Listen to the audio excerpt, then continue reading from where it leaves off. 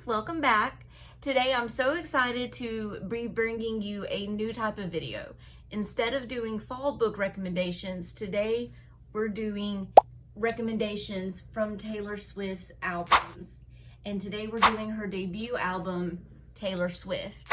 And I have my Taylor Swift earrings and my Taylor Swift shirt, and we are ready, so let's get going.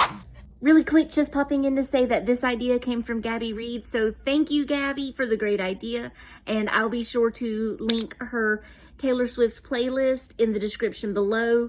Make sure you go and check her out. She is amazing. And now, back to the video.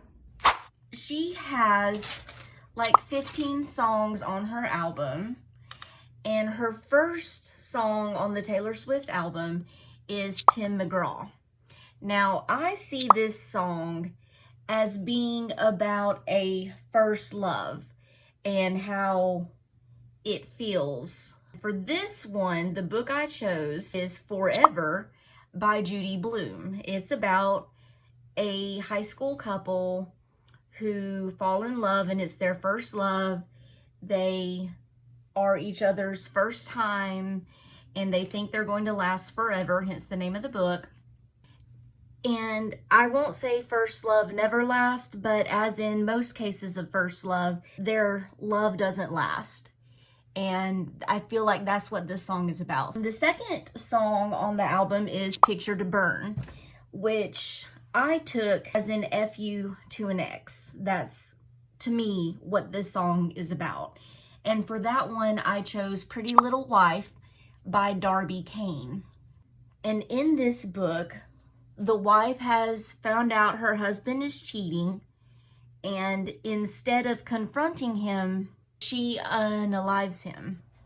And she places his body in a car where it can be discovered, and then it doesn't get discovered. The car and the body go missing, and the cops show up at her door, and she can't explain, well, I don't know why he's missing. I unalived him, but he shouldn't be missing. Why isn't he where I put him? A lot of plot twist, very angry wife.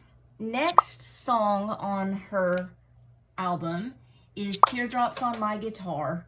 And I see that as a song about yearning and unrequited love. And the book I chose for that is Jane Eyre by Charlotte Bronte, which, and I've talked about that book several times on my channel, but Jane Eyre is about Jane who falls in love with her employer, and he falls in love with her, but they can't be together because he's married, and she runs away, and then she comes back after his wife passes away in a fire, and like the whole book is about her yearning and her love for Mr. Rochester. Next song on the album is A Place in This World, and I see this book as kind of figuring yourself out.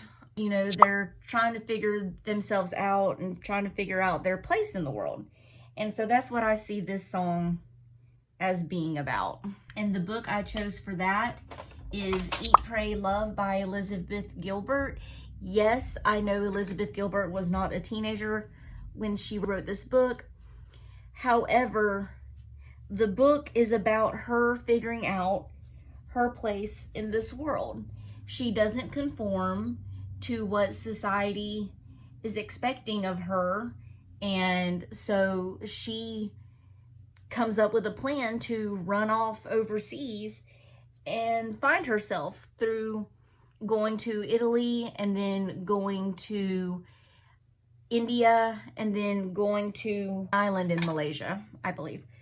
And it's a really good book about finding yourself. Another recommendation for this that I'll give you is Wild by Cheryl Strayed, about her going through a divorce and trying to find herself during that time by walking the Pacific Crest Trail. Those are both really good books about trying to find your place in the world. Next song on her album is Cold as You, which I see as being in a toxic relationship. And the book I chose for that is Behind Closed Doors. by B.A. Paris. And that book is about a toxic relationship.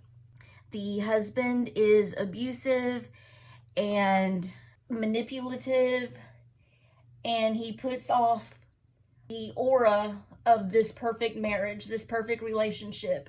And meanwhile, the wife is being abused emotionally and manipulated, and like everything that can be done is done to her. The next song on the album is The Outside, which I see as being an outsider, specifically in a relationship, but just an outsider in general.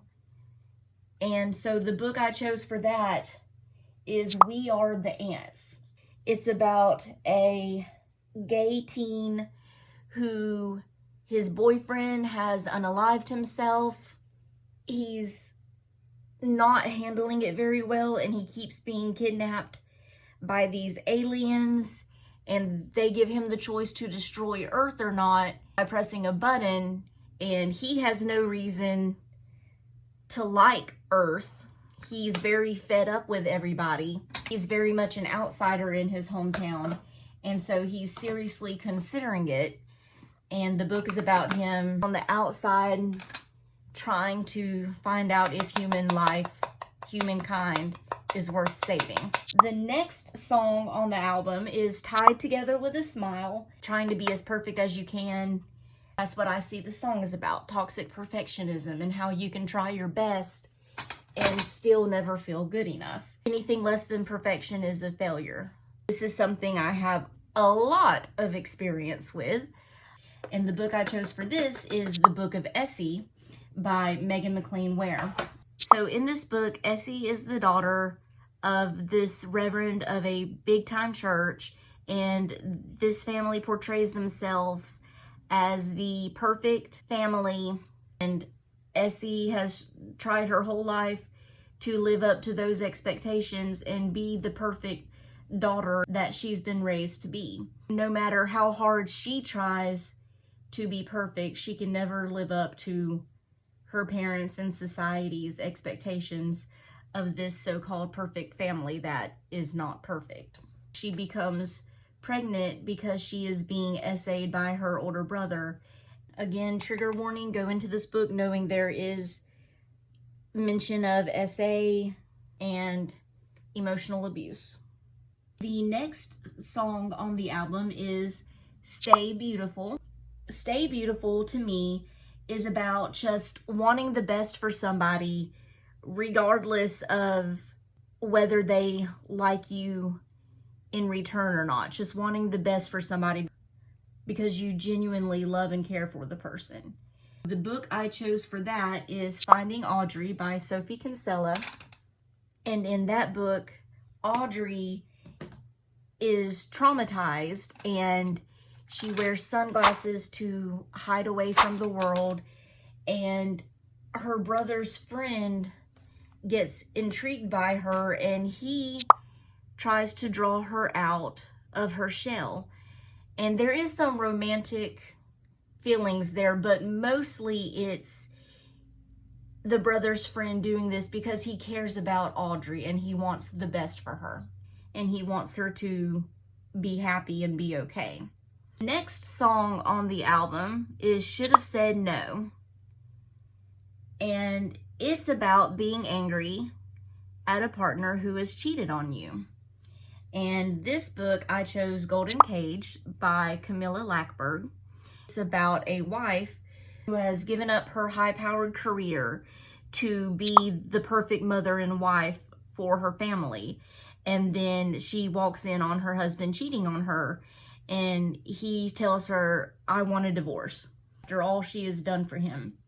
She comes up with a plan to destroy his business, destroy him financially, destroy him socially, and just completely mess up his life. Kind of like She-Devil with Roseanne Barr, if you ever watched that. Great movie, by the way. That's what this song is giving me. You hurt me, and I'm going to make you regret it. The next song on the album is Mary's Song, And I see this song as being about reminiscing about your younger self, your younger relationship. For this one, I had to choose The 7 Husbands of Evelyn Hugo by Taylor Jenkins Reid. Evelyn Hugo is telling the story of her 7 husbands to a journalist. She's just reminiscing about her past and telling the story of her youth and her past loves. The plot twists were unexpected, and a lot of people love this book for a very good reason. My brows are not wanting to cooperate.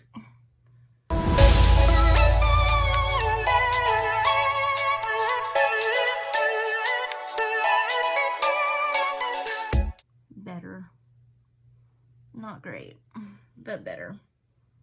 The last song on the album is Our Song, and I see it as just being about a sweet romance. The book I chose for this is Fangirl by Rainbow Rowell. This story is about a girl named Kathy who kind of avoids life. Her roommate is friends with this guy who she gets to be friends with through her. They kind of pull her out of her shell. I'm going to blur the line.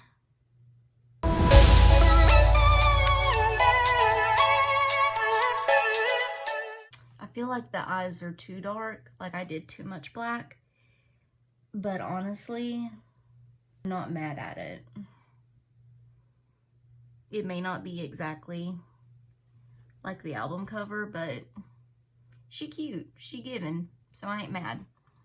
So those are my opinions of the books that best fit the songs and themes of this album. And please feel free to sound off in the comments whether you agree or disagree and what other recommendations you would have chosen for the songs.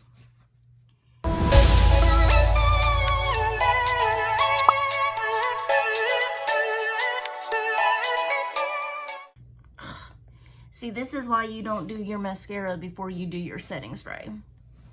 Every time. Literally every time that happens. And it's fine, it'll clean up, but so annoying.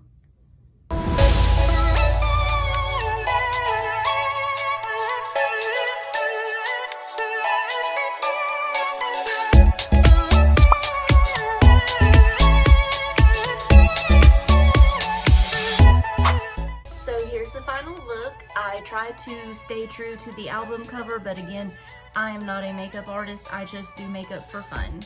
I enjoy it. Whether I'm good or not is for me to decide. So here's my recommendations for the Taylor Swift debut album. Sound off in the comments whether you agree with my recommendations or not, and I'll see you next time. Thanks for watching.